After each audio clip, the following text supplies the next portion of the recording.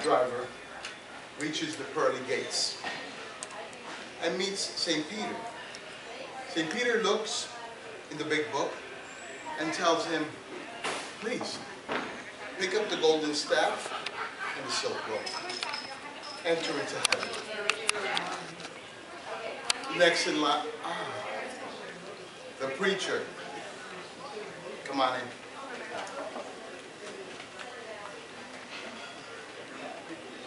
Let me look in the big book here.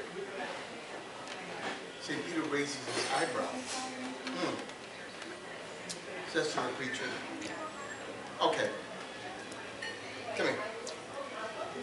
You can take the wooden staff and the robe made out of cloth. Correct. The preacher's surprised. I mean, doesn't know what to say. He says to St. Peter, I'm a man of the cloth. Surely I rate higher than that cab driver. And you gave him a golden staff, silk cloth. St. Peter goes back to the book and responds, matter of factly, this is heaven. And here we are interested in results. See, the way I see it was that when you preached, people slept. When the cabbie drove, people prayed. Madam Toastmaster, members, and honored guests, thank you for coming here tonight. This is my second speech. Therefore, I am delighted that my mentor, Anita Fox, actually helped me today to go through. The quote of George Burns. Too bad that people who know how to run the country are busy driving a taxi cab, or, he said, cutting hair. That's what I do for a living. I own my own cab, and I drive all day long, about 12 hours a day, picking people up, dropping them here, taking them over there, and it's challenging, it's exciting, so many things. I never thought that a cab driver would hear, see, and do so many things other than just drive. So I thought to myself, okay, what can I do with this? And through emails, Danita and I were communicating. She gave me a couple of good ideas. One of them was just bring here tonight a few incidents or stories about a day behind my wheel in the cab. So that's what I'm going to do tonight. I do have to say that it's not rated G, some of the stories. So just bear with me, and we are all adults. I don't think there are any children here, it's just fine. So nice to meet you. Don't get nervous, it'll be fine. So therefore, the speech I really looked at, and that kind of went well with me, was memoirs of a cab driver. Very simple. So I decided this. I want to test it out. Everybody here today. So I'm going to read to you from my table of contents. Is that okay? All right, great. And of course, at the end, you can let me know if if any adjustments need to be done or anything you'd like to critique, a constructive criticism. I'm all welcome for that. So the table of contents, chapter 1, I had started it off with the icebreaker of conversations.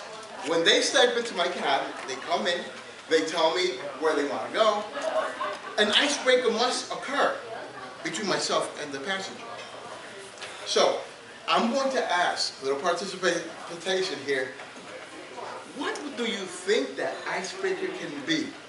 The icebreaker of conversation among all human beings. What can we talk about that we may have in common? Anybody? Raise your hand. Sports. The weather. That is correct. That is the first thing that they'll say to me is, a lovely day. It's cold. Oh, it's an ugly day.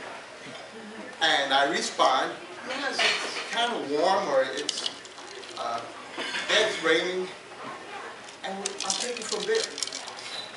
So that is the classic. Nobody, it's maybe 1%, if I had to say that, just goes right to a warm-up. But it is the weather. Chapter 2, entitled, I Am. See, because the way it is as a cab driver, I'm going to mention just a few. I am the Catholic priest in the mobile confession booth. You'd be surprised, and I'll give you one incident. I was driving Saturday morning. I went to pick up, dispatched to pick up a person at a motel. So I parked in front of the door, and I honked, waited, and the door opens.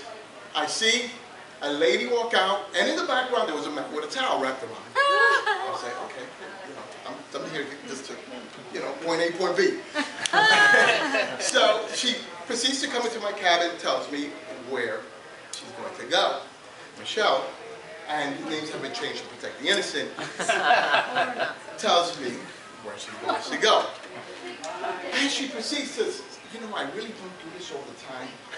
It's just that my husband, he's not there for me, the children, and all these things So as we're pulling up in front of her house, she says to me, stop at the corner. I'll get off here. Sure. See, the thing was this. A week before, I picked up Michelle, and I took her and her family to the soap massage. So she felt guilt in the fact that I picked her up then at a motel knowing the family's home. I am also Dr. Phil, relationships. I am Dr. Oz, a medical expert. One customer says to me, I have a problem. I said, what is it? He goes, I have a sore and I'm running a fever. And okay, tell me about the sore. It has pus. Wow, okay, can I see it? He goes, it's in a private part. So how's the weather? I went right back to the beginning of the conversation icebreaker. There are other I ams, and pretty much I am a jack of all trades. In the table of contents here, there's more chapters, which will be at another speech that I will give. And just to give you a little highlight on it is one, you work long hours. Another one is Cry Me a River. And my favorite, soup de jour. No, you local restaurant because the cabbie does. Thank you very much.